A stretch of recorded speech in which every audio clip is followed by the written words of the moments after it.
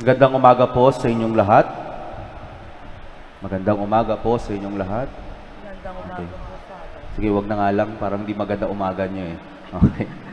So, ang isa po sa mga tinangkilik ng maraming Pilipino na mode of transportation, mapamotor o sasakyan man, ay yung mga sikat na ride-hailing apps na malamang sa malamang karamihan po sa inyo ay pamilyar o baka yung iba po sa inyo ay nakagamit na. Yung ride-hailing apps na Grab, Joyride, Angkas, at ngayon yung bago, Move It. No? Marami po sa mga Pilipino ang tumangkilik po nito. Kahit medyo may kamahalan, no? Kahit medyo may kamahalan kaysa dun sa ibang modes of transportation. Pero bakit? Bakit po yung marami pa rin yung tumatangkilik kahit mahal?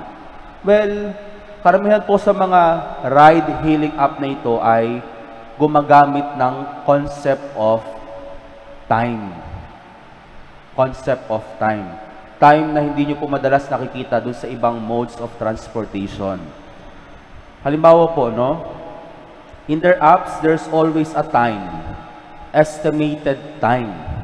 Estimated time of arrival.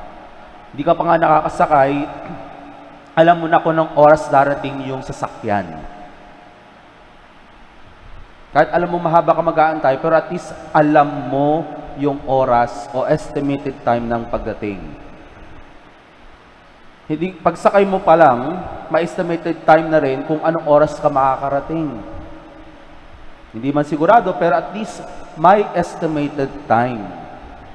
Kaya nga po para sa ilan, nagiging mabenta ang mga ito kasi kahit mahal, dahil nga po may oras.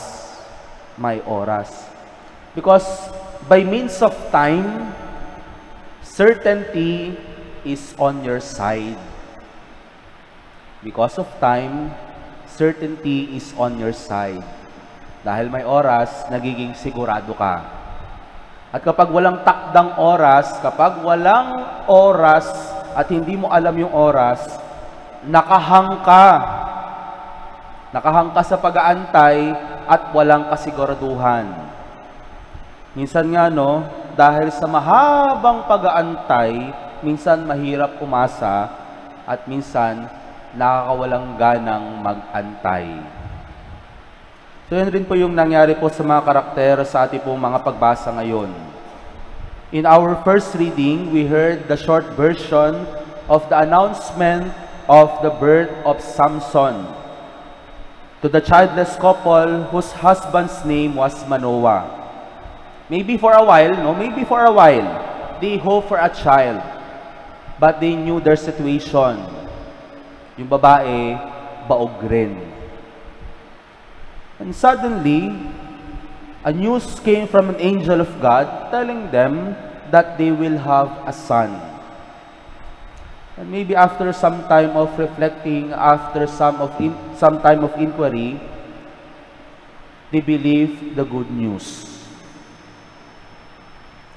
And in our gospel today, we also heard about the announcement of the angel to the old and childless couple, Zechariah and Elizabeth, about the birth of John the Baptist.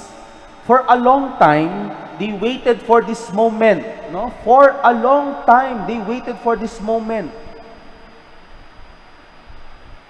But because of long waiting moment, they lost hope, especially Zechariah. Matanda na sila, mahabang panahon sila nag-antay, paano pa sila magkakaroon ng anak? Matagal na silang umasa, matagal na silang nag-antay, ngayon, hindi na po sila umasa. Lalong-lalo na po si Zechariah. Pero ano po yung tugon ng anghel sa kanila? Ako, si Anghel Gabriel na pinadala ng Diyos para ipahayag ang mga kanyang mabuting balita. Pero dahil nagduda at hindi ka niniwala, mawawalan ka ng kakayanang magsalita hanggang hindi nagaganap ang lahat ng sinabi ko. Pero maganda po yung sinabi ng anghel, no, sa dulo, no? lahat ay natutupad sa takdang panahon. All will be fulfilled at their proper time. Well, like Zechariah, maybe a lot of us prayed for a particular wish or intention. Prayed for a very, very long time. And maybe some of us are still praying for that particular intention. At dahil siguro sa haba ng pag-aantay, nawalan na rin tayo ng pag-asa. Yung iba siguro, hindi na umasa. But God is telling us, things will be fulfilled at their proper time. Ulitin ko po, no? Things will be fulfilled at their proper time.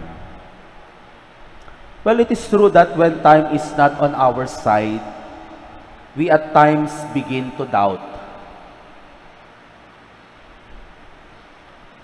But always remember, dear friends, time will strengthen our faith. Time will strengthen our faith. Kahit ako rin po, no, may mga hinihiling rin po ako sa Diyos na alam kong walang kasiguraduhan kung kailan niya ipagkakaloob. O minsan, pagkakaloob ba talaga niya? No? Actually, to be honest, yung isa po sa mga inihiling ko po is kagalingan, no? Healing, no? Actually, may sakit po kasi ako ngayon, no? So, at talagang yung sagot dun sa panalangin ko talaga, medyo hindi pa binibigay ni Lord. O baka hindi naman talaga ibibigay. Pero pag nag-aantay ka talaga, minsan darating yung panahon na talagang mangyari ba talaga? Gagaling pa talaga ako? But God is always reminding us, things will be fulfilled at their proper time. We just have to try to have faith. Because when time is on the side of God, when time is on the side of God, we know and we are sure that it is perfect and right. Amen.